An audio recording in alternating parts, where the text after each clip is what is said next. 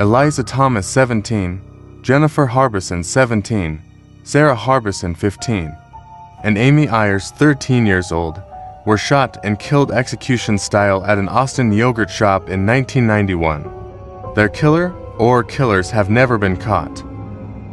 Hello viewers, in this video, I will tell the story of brutal Austin yogurt shop murders of 1991 that remain unsolved decades later. More than 3 decades ago, the nude bodies of 14 girls were found amongst the ashes of an Austin yogurt shop. Following a robbery gone horrifically wrong, 17-year-old store workers Eliza Thomas and Jennifer Harbison, as well as 15-year-old Sarah Harbison and 13-year-old Amy Ayers, were found bound, gagged, and raped at the restaurant. The case haunts Austin to this day. At least one of the girls had been raped. 3 were stacked atop each other like cordwood, and all had been bound with their own clothing before being shot in the head with a .22 caliber handgun, as the 33rd anniversary of one of Texas' most notorious cold case killings approaches. Justice still hasn't been served, and cold case detectives have yet to pinpoint their killer or killers. On December 6, 1991, authorities responded to reports of a fire at the Austin yogurt shop. "I can't believe it's yogurt." Firefighters, who quickly extinguished the blaze, made a ghoulish discovery in and around the storage room area of the yogurt shop: the charred, bound, and naked bodies of 4 teenage girls who had been shot in the head. They came in with hoses blazing. "That's their job."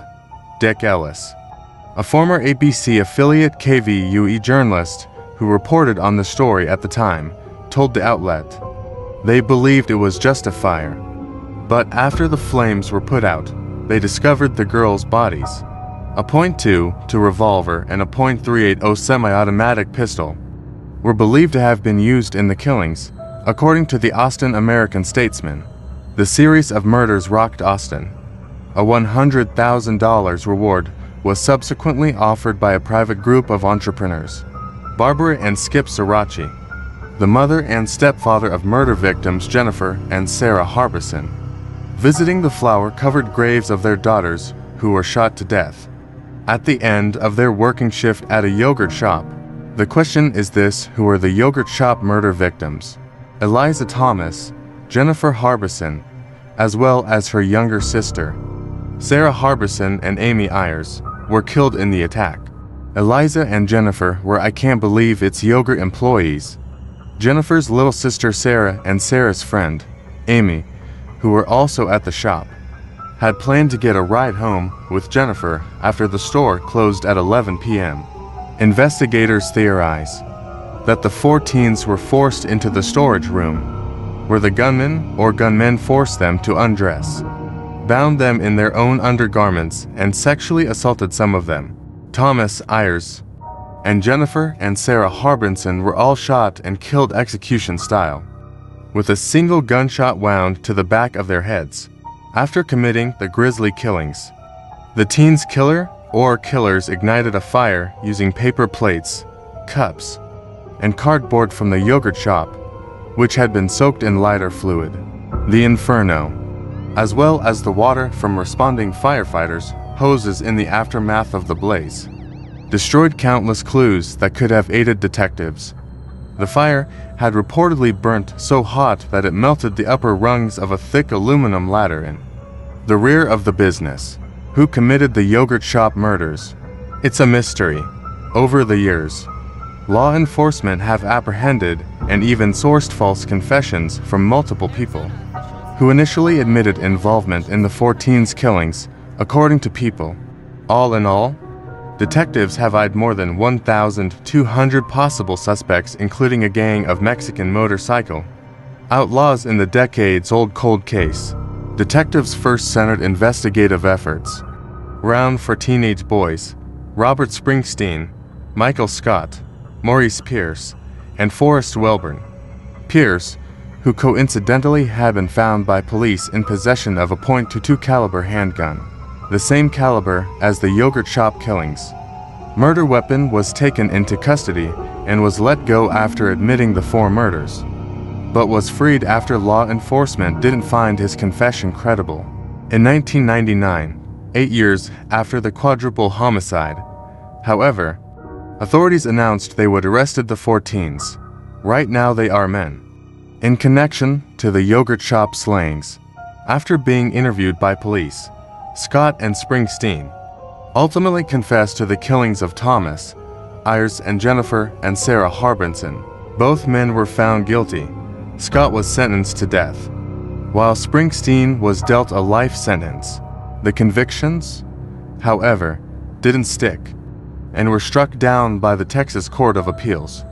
The court had ruled Scott and Springsteen weren't given the opportunity to conduct a cross-examination of one another per people.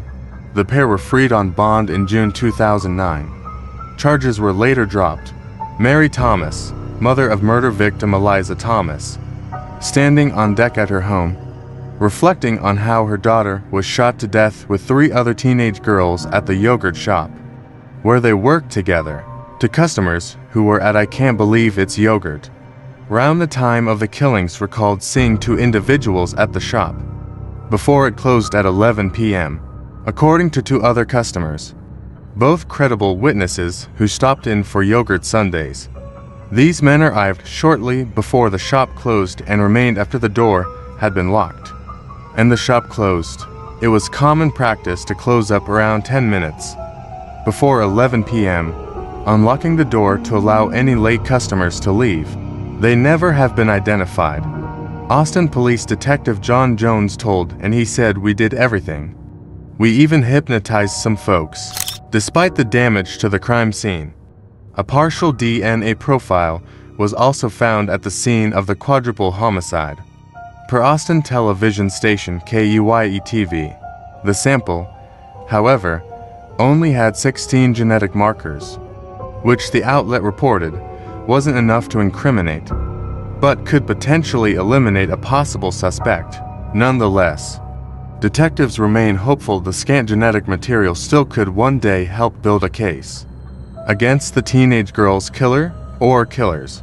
Still, after more than 3 decades, the case still remains unsolved. In 2017, Austin detectives also submitted the DNA sample into a database, which later matched to an unidentified individual. According to the report, the FBI had provided the matcher's sample, but the individual's identity wasn't included with the specimen. Federal agents, citing privacy, ultimately couldn't reveal the person's identity. Cold case detectives currently reviewing the case have yet to identify either of the men. DNA samples discovered at the scene match neither Scott nor Springsteen were the 2 unidentified subjects involved, or us casual customers passing through, unless they are found. The residents of Austin will likely never know just what happened in the yogurt shop that night in 1991. So viewers, like previous cases, this horrible case also remained unsolved and police did not find the killer. Friends, what you can say about their horrible death scene? Who killed them? Please tell me in the comment box. Friends, if you like this story, please like this video and subscribe my channel for more amazing horrible real stories. And do not forget to press the bell icon. Take care of yourself, and I meet you in a new video.